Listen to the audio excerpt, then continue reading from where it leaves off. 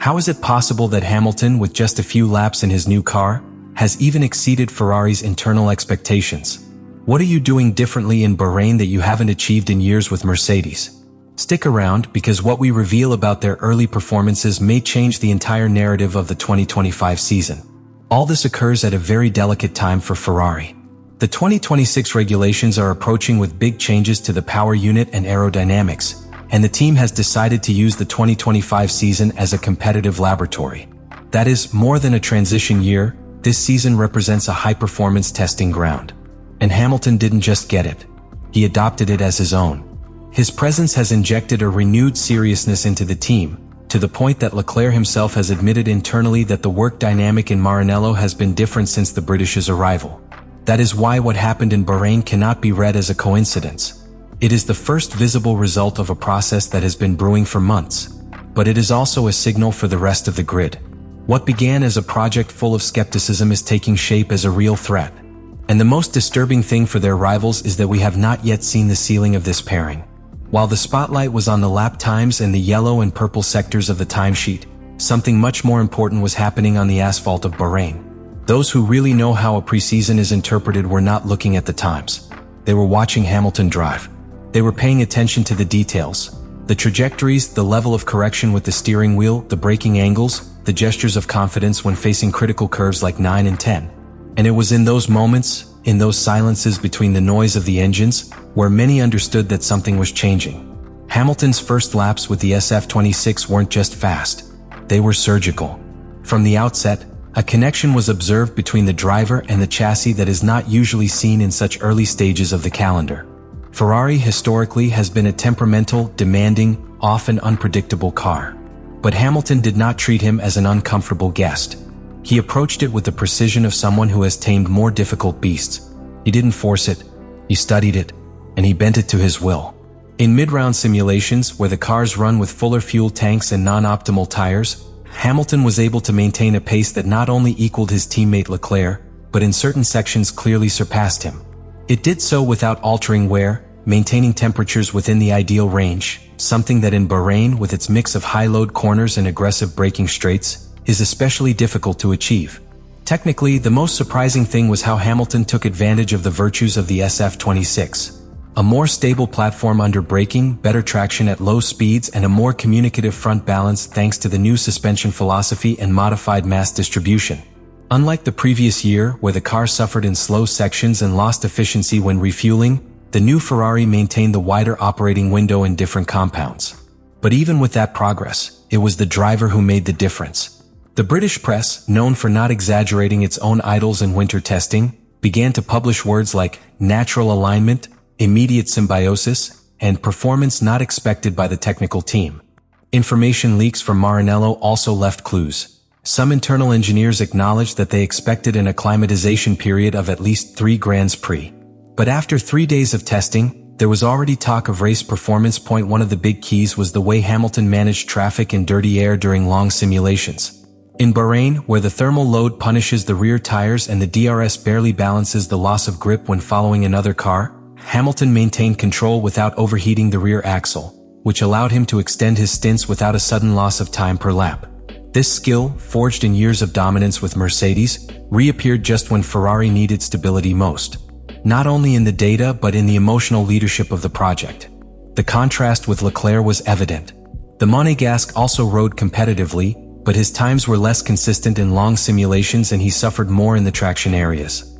At some points during the day, even under the same track conditions, Hamilton was running 0.3 per lap faster with the same compound and load. And that, in the preseason, is not normal, because there is no fight for pole. The project is calibrated. Therefore, what Hamilton has done in Bahrain transcends the circuit. It's a message. It's not that he was faster because of pure talent. He understood the car before anyone else. And he has done so without imposing his style, but rather adapting it, something that was not seen in his last years at Mercedes. That capacity for internal evolution, that competitive humility, is what is disconcerting the rest of the paddock. The fear is not that Ferrari has improved. They already expected that. The fear is that Ferrari now has someone who knows what to do with a competitive car. Someone who doesn't need time. Someone who doesn't ask for excuses. Someone who is already winning before the season starts. When a team shines in the preseason, the immediate reaction from the paddock is usually one of caution. Everyone knows the traps of the winter illusion. Empty tanks, aggressive engine maps, simulations that disguise a much grayer reality. But what has generated tension in the rival structures this time is not a Ferrari running amok in time trials, but a Ferrari that is methodical, constant, technical, and silently lethal. The secure circuit is one of the cruelest thermometers for any technical project. There is no place to hide structural weaknesses. Slow corners punish traction. Hard braking reveals defects in longitudinal stability. The scorching heat of the track destroys tires and exposes thermal and energy management issues. If a car survives there without showing signs of fatigue or fragility, it is very likely that it can perform well on even more demanding tracks. And that's exactly what SF26 has done. Hamilton, at the wheel, has been the first amplifier of that threat. But the threat is twofold. On the one hand, the car is showing a solid technical foundation. No mechanical anomalies, no electronic failures, no hydraulic blockages or overheating. On the other hand, the pilot driving it is operating with the mentality of someone who does not need adaptation. What seemed like a learning curve has become a straight line to real performance. And this worries. Not only to Red Bull, which has started 2025 with an unstable environment, but also to McLaren, which although remains competitive, has been more secretive in its testing programs. In race simulations, Hamilton was able to maintain a higher average lap time than his main competitors with less wear and tear. And that data, when filtered into internal spreadsheets, produces unexpected meetings in the hospitality of various teams. In Maranello, optimism is contained but genuine.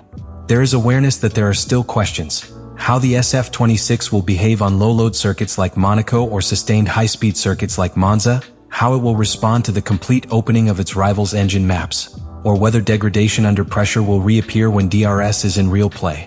But internally, for the first time in years, there are more certainties than doubts. The threat is not Ferrari alone. The threat is the Hamilton-Ferrari pairing. Because this is not an experimental or exhibition project. It is a structured attack on the championship. What Hamilton has shown in Bahrain is just the first page. And that is precisely what upsets the rest of the paddock. The feeling that the Briton has not come to help Ferrari. He has come to command her. In Mercedes technical meetings, the discussion does not revolve solely around the W15. It also revolves around what they themselves let go. Toto Wolff, who once bet everything on Hamilton, watches from a distance as his former driver begins to build a redemption narrative with his most historic rival.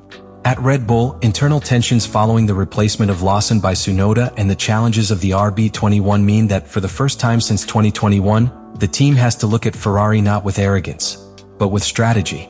What is at stake is not just one season. It is a fracture in the balance of power of modern F1. If Ferrari, with Hamilton, manages to capitalize on this trend and translate it into results from the first races starting with reference circuits such as Jeddah or Australia, we could be witnessing the beginning of a new hegemony. And there is nothing that worries the paddock more than seeing a motivated Hamilton, in a car that responds, within a structure that has stopped living in the past and that now works with Swiss watch precision. Because when those three factors align, history doesn't usually repeat itself. It usually rewrites itself. All of this that we have just explored, the first signs of SF26, Hamilton's almost surgical adaptation, the silent concern that is beginning to spread among his rivals, is not an isolated chapter. It is just the first act of a story that is still being written. And most importantly, there is no guarantee that this narrative will follow a predictable path. Because if Formula One has taught us anything, it is that the difference between glory and collapse can be decided in a single corner, in a single poorly executed stop, in a single update that does not fit with the base concept. But also when a project finds its rhythm from the beginning and its star driver aligns with every fiber of the car, an unstoppable force can be born. Lewis Hamilton has lit a spark that very few expected to see so soon. His performance in Bahrain is not just statistically impressive, it is symbolically revealing. It is an unwritten message to the entire paddock. He has not come to close his career with dignity. He has come to win everything. And if that is what he is achieving with just a few test laps, what could he do when the championship is at stake, when the strategies are at their limit, when he and Ferrari begin to operate as a perfectly synchronized machinery? Leave me in the comments what you think about all this.